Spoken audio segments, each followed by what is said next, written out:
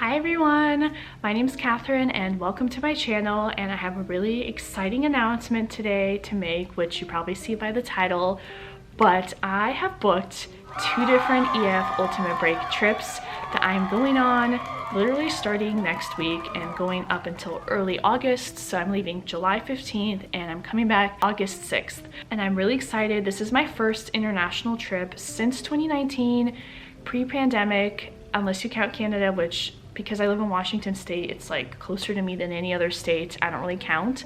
And I'm really excited. I'm doing it as a solo trip just because I knew that doing this pretty last minute, I booked it really last minute actually, and wanting to go to these particular places and trying to book this trip in the past with other people, I just was like, you know what, I'm not honestly gonna bother. I'm just gonna do it solo. I know most people go solo. I haven't done a solo trip in quite some time, so obviously there's some nerves that come with that, but either way, I'm still really excited. So I'm just gonna give kind of a brief overview on what I'm doing, how I decided these trips, and all of that. So I am going to first Costa Rica, which will be the first trip from the 15th to the 24th in July.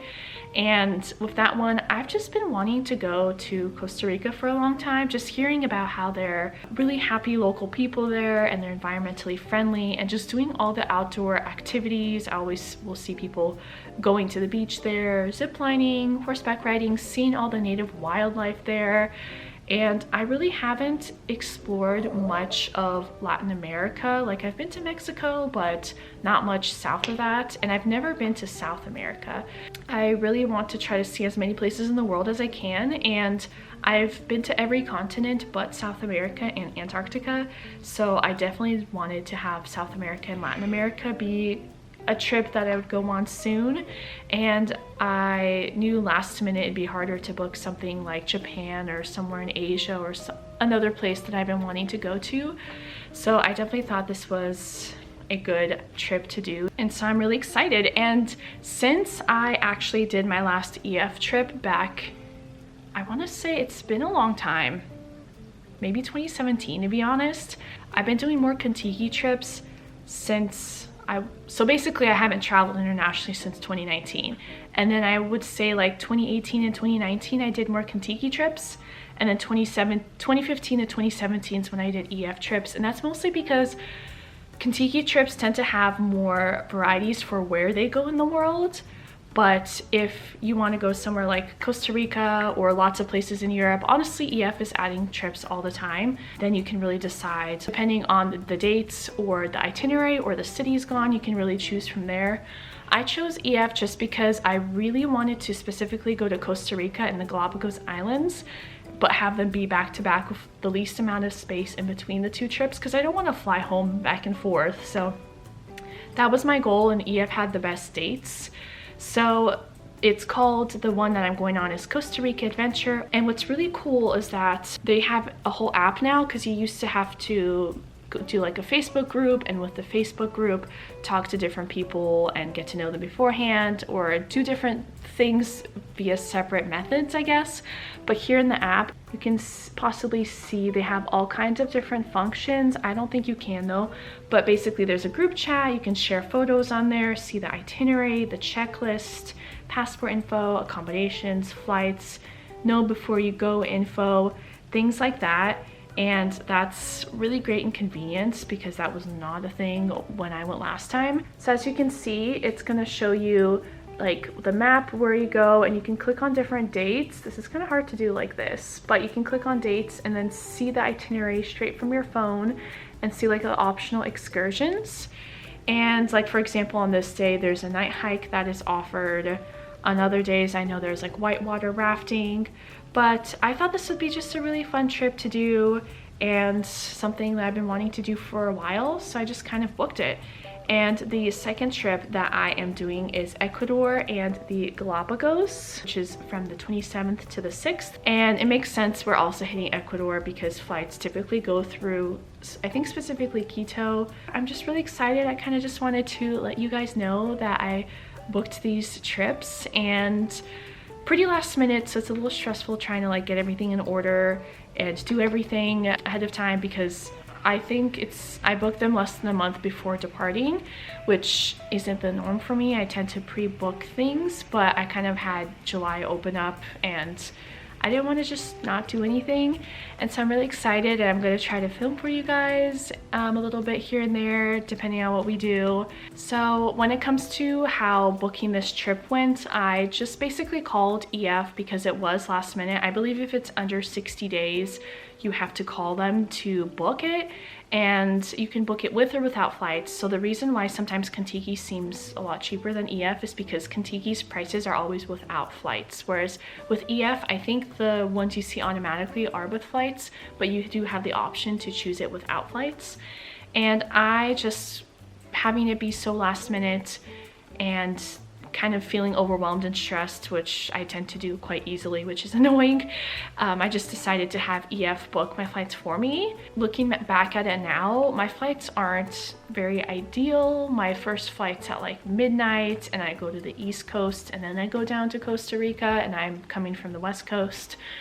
And I never looked at the options for what it would be Seattle to Costa Rica, maybe not directly, but at least not so like back and forth and at better times.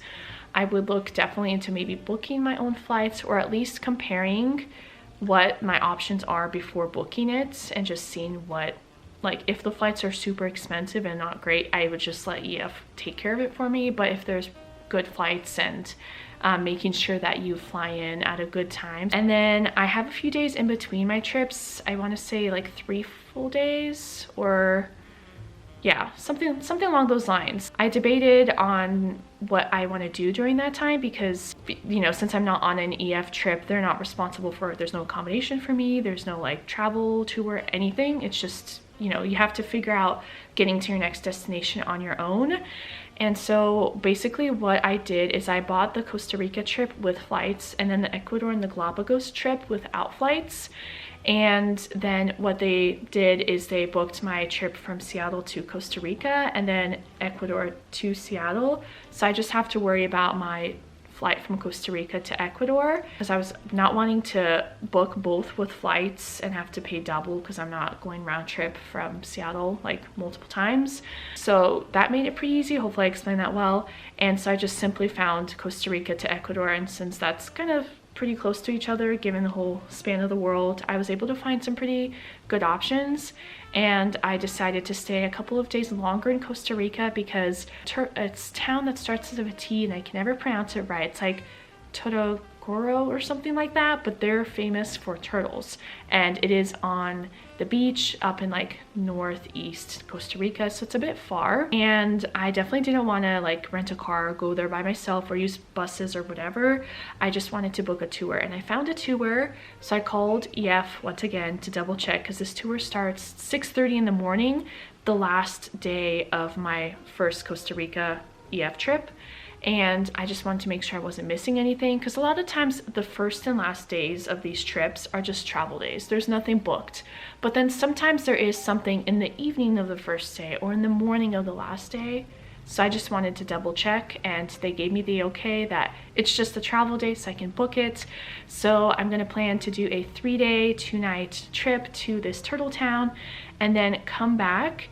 And I got just like a hostel for 1 night in San Jose, which is where I'll be starting and ending this trip, and that is also where my flight will be going to Quito, Ecuador. I didn't want to like do a tour company and then a flight on the same day. That seemed a bit stressful, so it all works out really well. I'll come back and then have a night in this Airbnb, which looks really cool. It's called like the Eco Stay, and it's a hotel made out of recyclable materials. And I thought that was really cool. I was thinking of just booking a night at the hotel that EF was having us stay at in San Jose, but for 1 night it was a little pricey. So I was like, you know what? I'm gonna book at this really cool eco hotel, and they have also private rooms too as an option, because I'm an introvert. These trips are really fun and amazing and some of the best times in my life, but they're also exhausting. So I knew I'd maybe want to have not like a hostel with multiple people and meeting people. I think I would want to just have like my own room to kind of wind down. So I did that for that 1 night, and then I have that's the night of the 26th, and then the 27th I have a 10:30 a.m. flight I will fly into Quito at around 1:30, and that's just a travel day. So I think I'll be there a little bit early compared to everyone else since they'll be coming from the States. So I'm sure it'll be taking a bit longer. Although now that I think about it, my flight from Seattle to Costa Rica, because it's like a midnight flight, I'm getting in at like 1 p.m. local time. So maybe that's not the case. But either way, I might have a solo day the first day in Quito, Ecuador, or meet people, or maybe I'll just sleep. Honestly, these trips can be exhausting, so we'll see. But that's when that trip starts, and then I'll be with everybody in Ecuador and in the Galapagos up until the 6th, and then I'll take my flight from Ecuador up to Seattle, and that is my plans. So I'm really excited, and overall I just get stressed and nervous and like anxious easily, so it's been a bit of that, but EF's been really good about helping answer questions and make that all happen. And if you're curious how booking last minute trips work, it's considered kind of last minute if it's under 60 days. So what you do is you call them and you have to pay in full in order for them to know that you're serious about the trip and essentially secure your spot on your end. And then what EF does is they need about 7 business days to individually like check the hotels, the tours, everything, to really make sure there is space for you. And once you are accepted, then you're good to go. And if you're not, you get your money back. And I was waiting for an email for a while, and I went to a family trip in Las Vegas, and I was like, it's been over a week, I haven't heard from EF, and I learned it was just in my app. It said like, you're good to go, your spot's secured. So just check your app. This is my first time traveling with EF with the app, so I didn't know, but yeah, I'm secured and good to go, and I'm really excited. So I think that's for the most part kind of been my experience. I don't want to go through my itinerary day by day like with everything I'm doing. I'm honestly kind of going into it like like with an open mind. I'm really down to do whatever. Obviously I've looked at the itineraries, but for me, I mostly just want to enjoy seeing wildlife. That's like my main thing that I'm most excited for, and just hitting spots in the world that I've wanted to go to for quite some time now. And I'm really excited, so hoping to make some friends as well. I did see somebody. What's really nice in the app, you can see the other people and like their faces and where they're from, and if they talk in the app themselves, you'll obviously learn more about them. And just seeing like, oh, this girl's from Seattle like me, oh, this girl studied this like I did, or oh, now that I'm looking at it, 80% of these people are solo traveling too. So it definitely helped make me feel better looking at all of that, and also being able to introduce myself as well. So that's been really great. And I also have a code, by the way, if you want to take an EF trip and save $100, I highly recommend using that code, because you just save $100. They always have like different discounts. If you book 2 trips back to back, I think you get like a $250 discount. So that's what I got. So if you do that, you get that discount, and then you add my code, you get another $100 off. So there's always these little discounts, which are always really great. So I'll have that link down below if you want to use it. And if you've done an EF trip, let me know how you felt about it. If you like it more than others, like other tour companies, or less. Where you went, and also where you want to go next. I'm thinking for my next EF trip, I really want to go back to East Asia.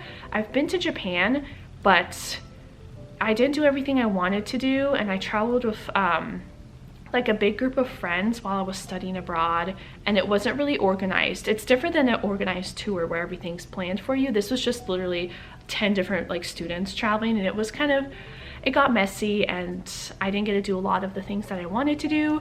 So I'd love to go back to Japan, and then from there maybe visit South Korea on my own, or Taiwan or something like that. But to do an EF trip with Japan, it looks so good. So we'll see about maybe next year or something like that. But I'm so excited, and it doesn't feel very real, but I've started packing, and I might show you guys in a different video what I'm packing. I got a new suitcase from Away because my other suitcase, the wheel broke, and I didn't want to be messing with that on this tour.